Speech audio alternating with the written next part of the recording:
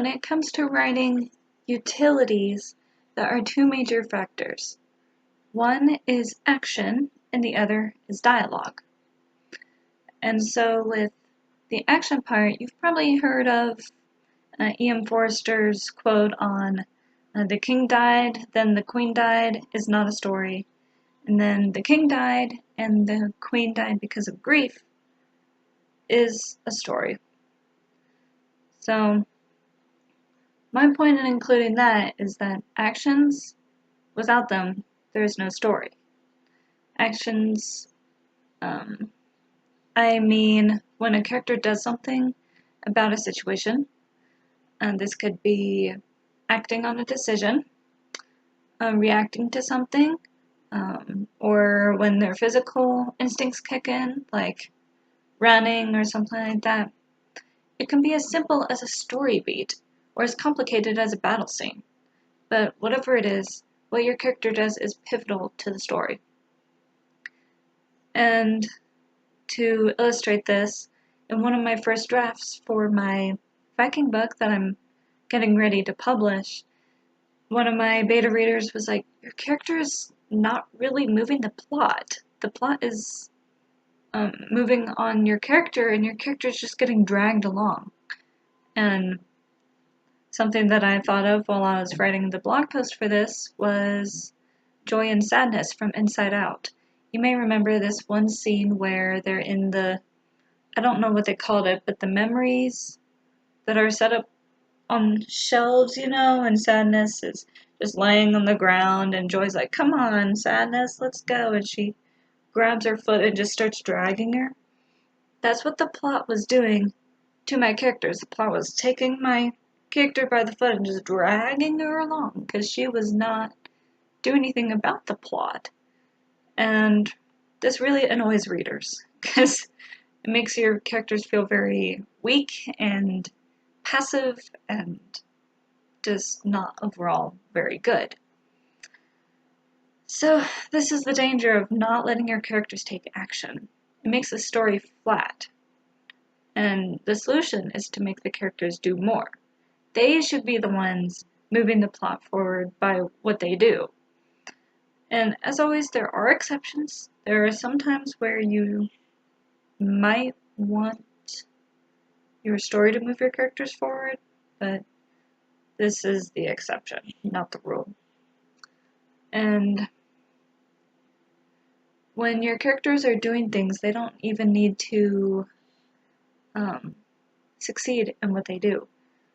In all honesty, they shouldn't succeed in all they do, because it just makes them seem like Superman or something, and readers will be like, meh, they're not really worth rooting for, because readers love the underdog, and they love when they see characters struggle and overcome and do all sorts of things and use their abilities and strengths, but also reveal their weaknesses too through those struggles. And so actions should accomplish at least one of four things.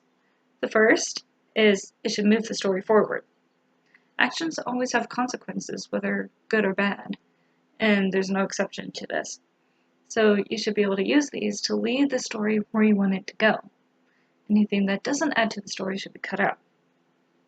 The second thing it should do is change the characters or the world around them. So if your character has a positive or negative arc, the goal of the story is to see them change, whether in positive or negative ways. And their actions show their inner journey and lead them to moments such as the midpoint or the climax. If your protagonist has a flat arc, the goal of the story is to see how they stand their ground and don't change, but how they change the world around them through staying true what they believe. A third thing that action should do is reveal more about characters.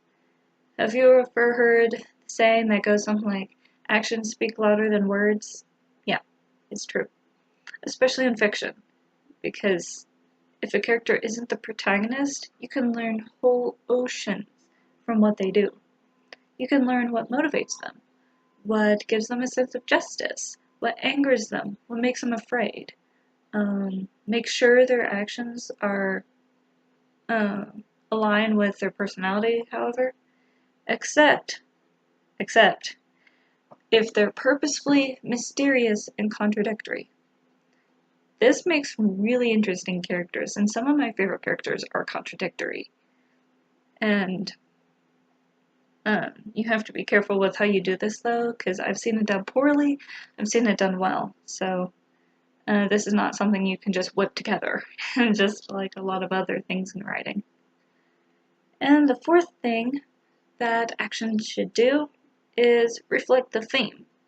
So if a character's action is of more meaning than walking across the room, then you should consider making it reflect the theme somehow.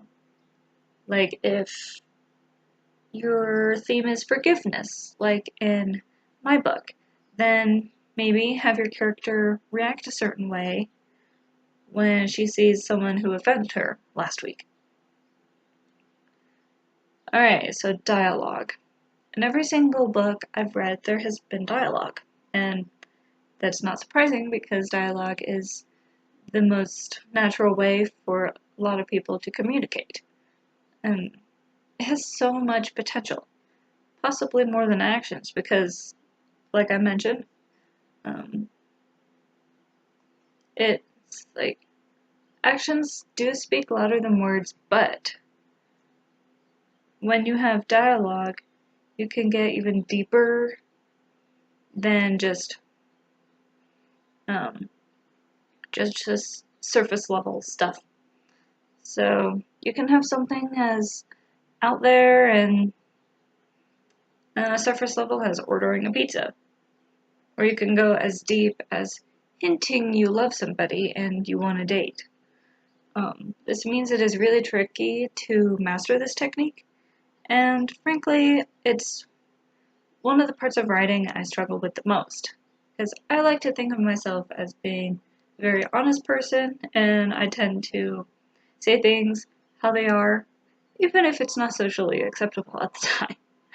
And so, people give a clear meaning when they're giving instructions, asking for help, or being purposefully honest. But what about the rest of the time? They don't say exactly what they mean. So if you're having a conversation with a friend, for example, how often do you lay things out exactly how they are? What you feel, what you're experiencing, what your real dreams are. How often do you say, I love you, or I want to be with you, instead like, hey, let's hang out. Even something as simple as that, you don't say it exactly the way you mean. Whatever people say is a lot of times a faint expression of what's really inside of them.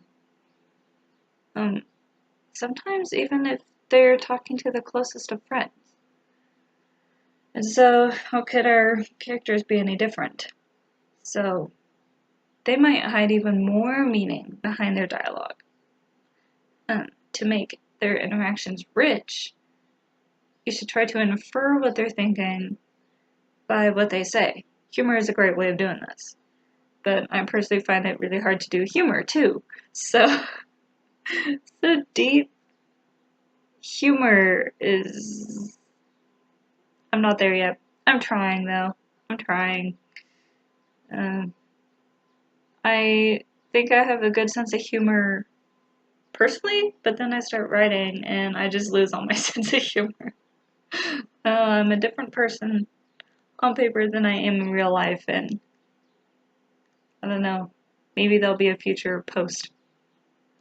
Okay, so according to my experience, dialogue has several layers, just like editing has several stages. So the most basic layer is surface meaning, like giving instructions, and then it has shallow subtext, such as, you have sat there all morning, why don't you do something useful? And I'm sure you've probably heard that at least once in your life, and you immediately think that the person is implying you're lazy.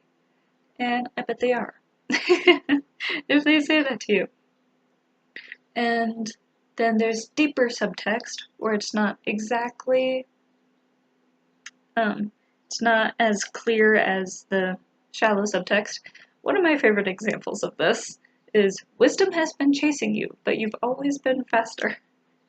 Oh boy. They're implying that you're stupid. And when I first heard that, I just laughed so hard. It was hilarious. And I think the deepest form of dialogue meaning that I've found so far is in The Lord of the Rings, The Return of the King, between Eowyn and Aragorn. So if you're not familiar, Eowyn loves Aragorn. And I actually found out that Tolkien originally wanted Eowyn and Aragorn to marry at the end. So leave a comment if you know anything about that, because I thought that was very fascinating. But anyway, she loves him, he doesn't love her, and there's a battle going on, and she wants to go and ride by his side into battle. And she goes and asks him if she can go into battle, and he refuses. And even though they were talking about her not going into battle, he was refusing her two things, war and his love. And I thought that was crazy because they're just surface level talking about something, and then below the surface, it's something completely different. That's why I call this the allegorical. I don't think anyone calls this that. Nathaniel Hawthorne is, I haven't read any of his works, but I've heard he does a really good job with that. So if you're interested, go check out his stuff. Like I said, I haven't yet. I'm thinking about listening to an audiobook of The Old Man in the Sea. So that might be another blog post. So stay tuned. Alright. The last part of dialogue that should be considered is character voice. So character voice is just how they uniquely sound compared to the other characters. Their background, education, work, and probably some other factors too all have a play into what they sound like. So you can use these details to determine the vocabulary, like slang, foreign words, or formal and casual words, or their manner, such as tones and whatnot, and expressions like idioms and accent. Accent is not an expression. Expressions like idioms and then accents. That's how I meant to say it. Some writers write out the accents, which is very interesting, and the ones I've seen, they pull it off really well. And it's quite funny because figure is used instead of figure, or girl with, like, how would you say that? I'm looking at it right now, is Gurrl. Girl, girl, for girl, and bin instead of ben. Some people say that.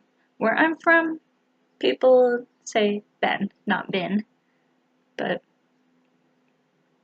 if you speak that, I'm not roasting you. It's just different accents, and it's interesting. And things of that sort. You have the option of using it, and you have the option of not using it.